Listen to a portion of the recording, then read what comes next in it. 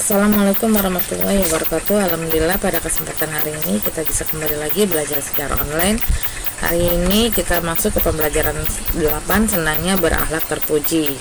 Hari ini kita bahas buku cetak terlebih dahulu ya. Kalian siapkan buku cetak, buka halaman 75 ya. Pembelajaran ke-8, senangnya berakhlak terpuji.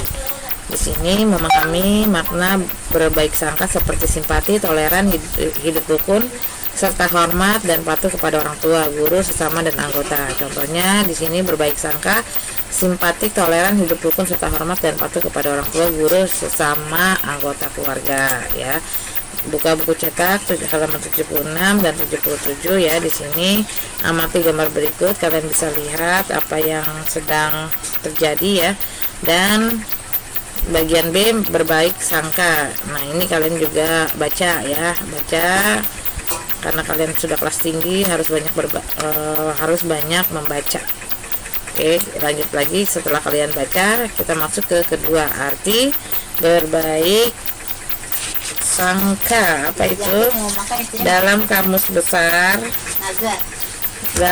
besar bahasa Indonesia, kata sangka artinya duga atau taksir. Berbaik sangka adalah menduga yang baik terhadap sesuatu. Jadi seorang siswa harus selalu berbaik sangka ya, atau berpikir positif terhadap orang tua, guru atau teman ya.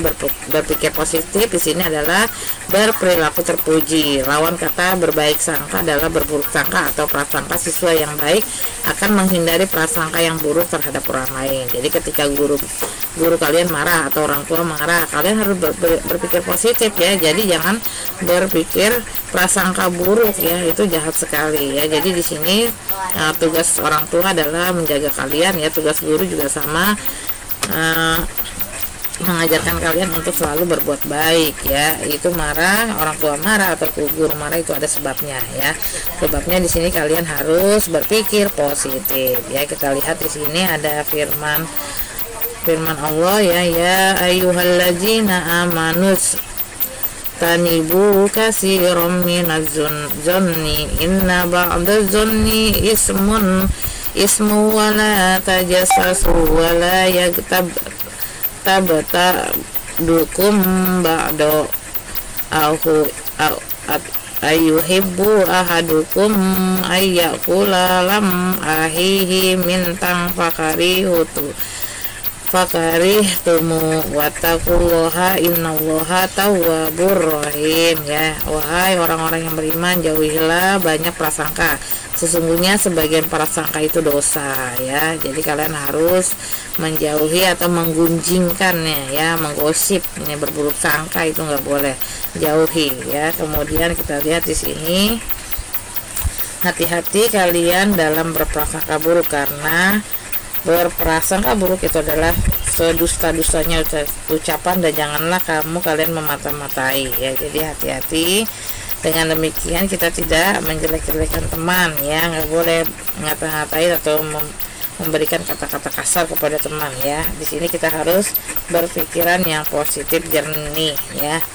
Kita lihat di sini contoh berbaik sangka ya. Setelah memahami berbaik sangka, contoh-contohnya di sini kita lihat tanpa curiga ya. Kemudian kita lihat ya, nanti kalian baca. Oke, sekarang masuk simpati. Cermati kisah berikut. Nah, ini kalian baca kembali ya, halaman 79 sampai 80 ya. Oke, setelah kalian baca, kalian bisa tahu secara umum simpati. Nah, simpati dapat diartikan sebagai perasaan kebersamaan secara sosial hingga seseorang dapat merasakan perasaan orang lain ya.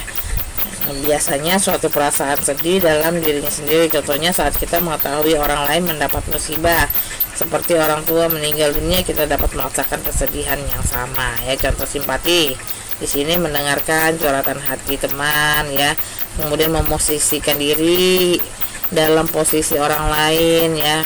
Seandainya kita berandai-andai kalau kita menjadi dia, atau jangan menyuruh orang lain melakukan sesuatu yang kita sendiri malas untuk melakukannya ya.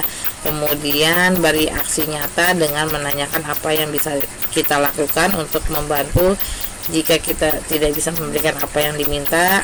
cari alternatif lain ya. Jadi kita siap membantu ya. Kalau tidak bisa membantu, cari alternatif lain. Oke, sekarang kita lanjut lagi bersikap toleransi. Cermati kisah berikut, kalian baca kembali ya. Nah, dari kisah di atas ternyata toleransi tidak mengenal tempat dan waktu ya. Di sini apalagi di Indonesia yang beragam suku, agama, adat istiadat dan budaya, sikap toleransi harus diwujudkan dari rumah, di sekolah dan masyarakat ya. Contoh toleransi kita lihat di sini, menghormati pendapat orang lain, kita tidak membuat kegaduhan ya. Kemudian tidak memasang petasan yang memekakan telinga, tidak membuat keributan ya. Kemudian tidak merugikan orang lain dengan menyetel ya sesuka hati, menyetel radio, bermain gitar hingga larut malam ya. Nah, ini adalah sikap-sikap contoh toleransi. Kemudian kita lihat lagi hidup rukun, kalian baca lagi ya, hidup rukun, kisah hidup rukun. Kalian baca dan kita lihat halaman 84.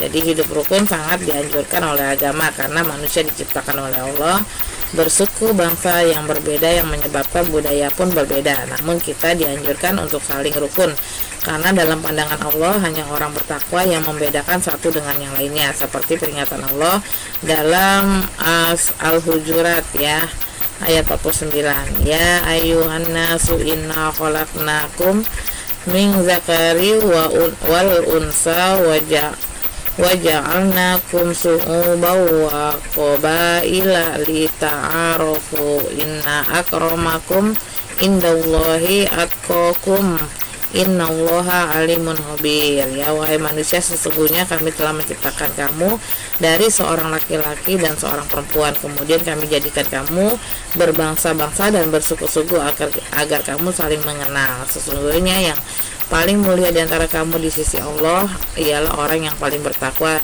Sungguh Allah mengetahui, maha teliti ya. Jadi dari ayat di situ memberitakan bahwa Allah menciptakan manusia berpasang-pasangan dan bersuku-suku bangsa ya. Intinya kalian di sini saling mengenal, saling menghormati dan saling menghargai.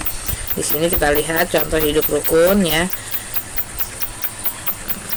Oke, kalian nanti baca, menghargai orang lain, berbicara dengan baik, dalam bertindak, mengutamakan kepentingan orang banyak dan lain-lain. Adapun perbuatan yang membuat hidup kita tidak rukun. Nah, di sini ada contoh perbuatan yang kita harus hindari ya. Berbuat lebih mengedepankan emosi. Wah, ini emosi dibuang jauh-jauh ya. Tidak menghargai orang lain, suka mencela atau mengolok-olok, suka berbicara kasar, ini harus kita hindari. Kemudian kita masuk ke F, menghormat dan patuh kepada orang lain, guru dan anggota keluarga. Ini baca lagi kisah-kisahnya ya. Oke, setelah kalian baca ya,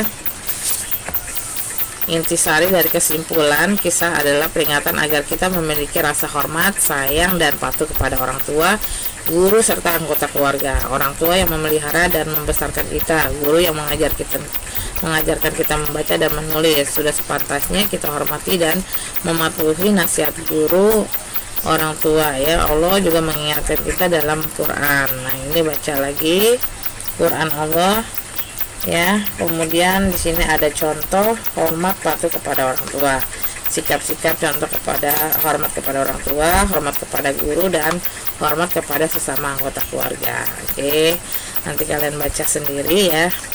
Sekarang kita masuk ke tugas ya. Tugas kalian ini tugas kelompok, tidak perlu kalian kerjakan. Kita buka, di sini ada rangkuman. Nah, ini adalah tugas kalian, kerjakan halaman 88 sampai halaman 90 kalian kerjakan.